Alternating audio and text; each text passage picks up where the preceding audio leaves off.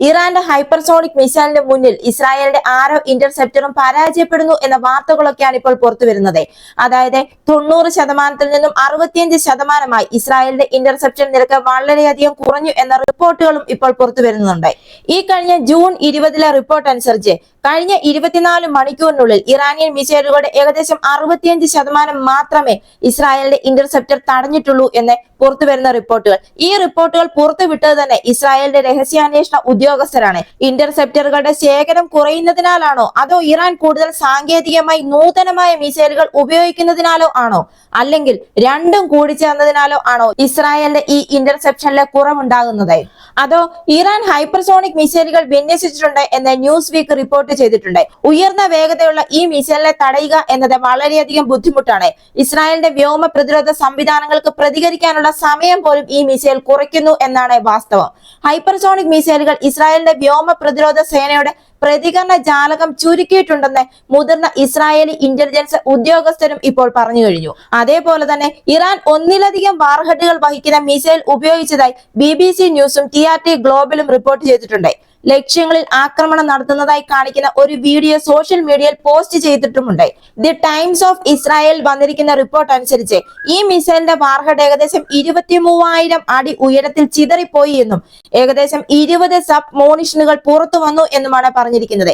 ഓരോന്നിനും 2.5 kilogram warhead വഹിക്കാനും ഏകദേശം 16 kilometre വ്യാസമുള്ള ഒരു വൃത്താകൃതിയിലുള്ള പ്രദേശത്തെ ഇടിക്കാനും കഴിഞ്ഞു അത്രേ.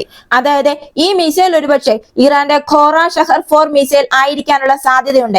കാരണം ഇറാന്റെ ഈ ഖോറ ഷഹർ 4 മിസൈലിന് ഒന്നിലധികം പോർമുനകൾ വഹിക്കാൻ കഴിയും എന്നാണ് പറയുന്നത്. ഇറാൻ ഉപയോഗിച്ചിരുന്നത് ഒരുപക്ഷെ സബ് മ്യൂണീഷനുകൾ ആയിരിക്കാം എന്നും പറയുന്നു. അതായത് ഒന്നിലധികം സ്വതന്ത്രമായി ടാർഗറ്റ് ചെയ്യാവുന്ന റീ എൻട്രി വാഹനങ്ങളിൽ നിന്ന് വ്യത്യസ്തമായി MIRV വാഹനങ്ങളിൽ നിന്ന് വ്യത്യസ്തമാണ് സബ് മ്യൂണീഷനുകൾ. ഒരു പ്രദേശ ലക്ഷ്യത്തെ നിർവീര്യമാക്കാൻ സബ് മ്യൂണീഷനുകൾ ഉപയോഗിക്കുന്നു. അതേസമയം നൂറുകണക്കിന് മൈലുകൾ അകലെയുള്ള ലക്ഷ്യങ്ങളെ ആക്രമിക്കാൻ MIRVകൾ ഉപയോഗിക്കുന്നു. അതേപോലെ ഒരു മിസൈലിന്റെ സഞ്ചാര പഥത്തിന്റെ സബ് ഓർബിറ്റൽ ഘട്ടത്തിലാണ് MIRVകൾ പുറത്തുവിടുന്നത്. ഇതിന് വ്യത്യസ്തമായി സബ് മ്യൂണീഷനുകൾ സാധാരണയായി ടെർമിനൽ ഘട്ടത്തിലാണ് പുറത്തുവിടുന്നത്. സബ് മ്യൂണീഷനുകളെ നേരിടാൻ ചെറുതും ഹ്രസ്വദൂരവും അതിവേഗവുമായ ഇന്റർസെപ്റ്റർ മിസൈലുകൾ ആവശ്യമാണ്. അതേസമയം MIRVകളെ നേരിടാൻ ആരോ 2, ആരോ 3 പോലുള്ള വലിയ ദീർഘദൂര ഇന്റർസെപ്റ്ററുകൾ ആവശ്യമാണ്. ഇവയ്ക്ക് സബ് ഓർബിറ്റൽ ഉയരങ്ങളിൽ എത്താൻ സാധിക്കുകയും ചെയ്യും. ഇറാന്റെ കൈവശം MIRV സാങ്കേതികവിദ്യ ഉണ്ടെന്നതിന് വ്യക്തമായ തെളിവുകളൊന്നും ഇപ്പോഴുമില്ല. ഇസ്രായേലിന്റെ ഹ്രസ്വദൂര ഇന്റർസെപ്റ്ററുകളുടെ ശേഖരം ഇല്ലാതാക്കുക എന്നതും ചില സബ്മോണുകൾ ഉദ്ദേശിച്ച ലക്ഷ്യസ്ഥാനത്തെ ആക്രമിക്കുന്നുവെന്ന് ഉറപ്പാക്കുക എന്നതുമാണ് സബ്മ്യൂണുകളുടെ ഉപയോഗത്തിന്റെ ലക്ഷ്യം. ഇതിൽ അടുത്തതായി പറയുന്നത് ഒരുപക്ഷെ ഇസ്രായേലിന്റെ മിസൈൽ പ്രതിരോധത്തിന്റെ ഫലപ്രാപ്തി കുറയാനുള്ള മറ്റൊരു കാരണമായി ചൂണ്ടിക്കാട്ടുന്നത് ഇറാൻ ഇലക്ട്രോണിക് വാർഫെയർ ഉപയോഗിക്കുന്നതാകാം. ജൂൺ 16 ഇറാന്റെ ഇസ്ലാമിക് റവല്യൂഷണറി ഗാർഡ് കോർപ്സ് ഇസ്രായേലിനെതിരായ ഏറ്റവും പുതിയ മിസൈൽ ആക്രമണങ്ങളിൽ ഇസ്രായേലി വ്യോമ പ്രതിരോധ സംവിധാനങ്ങൾ പരസ്പരം ആക്രമിക്കാൻ കാരണമായ പുതിയ രീതികൾ ഇവർ ഉപയോഗിച്ചതായി അവകാശപ്പെടുന്നുണ്ട്. ഒരുപക്ഷെ ഇവരുടെ ഈ അവകാശവാദം ശരിയാവുകയാണെങ്കിൽ ഒരു ഇന്റർസെപ്റ്ററിന്റെ കമാൻഡ് അപ്ലിങ്ക് സിഗ്നലുകളെ കബളിപ്പിച്ച് വ്യോമ പ്രതിരോധ മിസൈലുകളെ ദിശയിൽ നിന്നും വ്യതിചലിപ്പിക്കാൻ സാങ്കേതികമായി സാധ്യമാണ്. എന്നിരുന്നാലും 2025 ജൂണിൽ ഇറാനുമായുള്ള സംഘർഷത്തിനിടെ ഇറാനി അവകാശവാദം ഉന്നയിപ്പിച്ചതുപോലെ, അതായത് ഇസ്രായേലിന്റെ വ്യോമ പ്രതിരോധ സംവിധാനങ്ങൾ പരസ്പരം ആക്രമിക്കാൻ കാരണമായി എന്നതിനുള്ള തെളിവുകളൊന്നും പുറത്തു വന്നിട്ടില്ല. അതായത് ഇസ്രായേലിന്റെ വ്യോമ പ്രതിരോധ സംവിധാനങ്ങളായ അയൺ ഡോം, ഡേവിഡ് സ്ലിംഗ്, ആരോ എന്നിവയ്ക്കിടയിൽ ഒരു വെടിവയ്പ് നടന്നതായി വ്യക്തമായതോ ദൃശ്യമായിട്ടുള്ളതോ തെളിവുകളൊന്നും കാണിക്കുന്നില്ല. എന്നാൽ ഇറാൻ ഇപ്പോൾ ഇവരുടെ വാദത്തെ പിന്തുണയ്ക്കുന്നതിനായി ഓൺലൈൻ പോസ്റ്റ് ചെയ്ത ഒരു വീഡിയോയിൽ ആരോ ഇന്റർസെപ്റ്ററുകൾ ദിശ തെറ്റുന്നത് നന്നായി വ്യക്തമായി കാണിക്കുന്നുണ്ട്. അടുത്ത കാരണം എന്ന് പറയുന്നത് ഒരുപക്ഷെ ഇസ്രായേലിന്റെ ഇന്റർസെപ്റ്റർ സ്റ്റോക്കുകളുടെ കുറവായിരിക്കാമോ?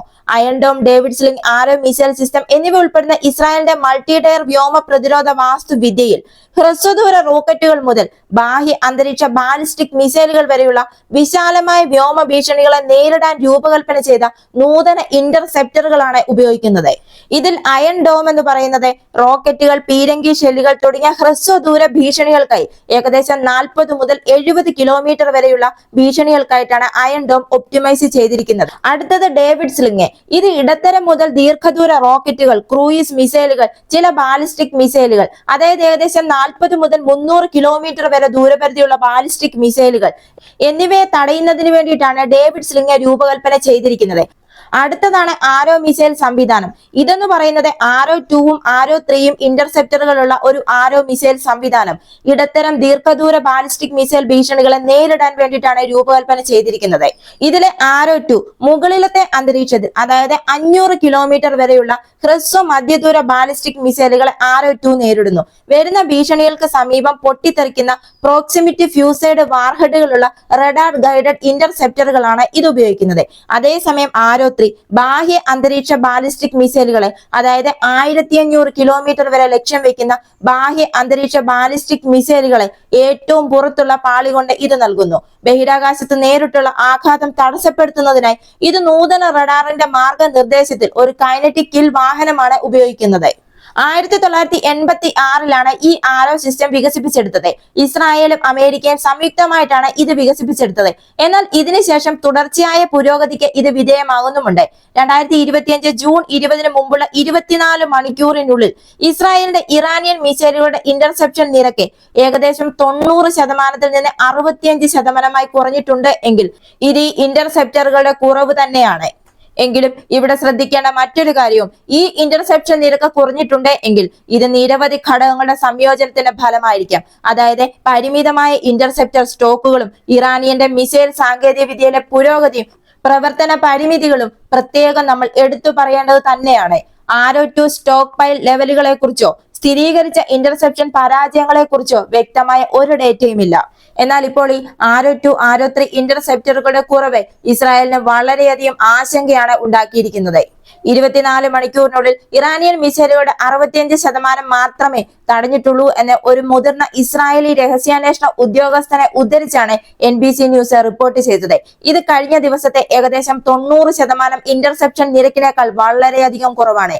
NBCയുടെ റിപ്പോർട്ടിനെ മറ്റ് നിരവധി മാധ്യമങ്ങൾ പിന്തുണയ്ക്കുകയും ചെയ്തിട്ടുണ്ട്. നേരത്തെ ന്യൂയോർക്ക് ടൈംസ് റിപ്പോർട്ട് ചെയ്തത് ഇറാൻ ഏകദേശം 400 മിസൈലുകൾ വിക്ഷേപിച്ചു എന്നും ഏകദേശം 40 എണ്ണം തടസ്സപ്പെടുത്താതെ തന്നെ ഇസ്രായേലിനെ ആക്രമിക്കുകയും ചെയ്തു എന്നുമാണ്.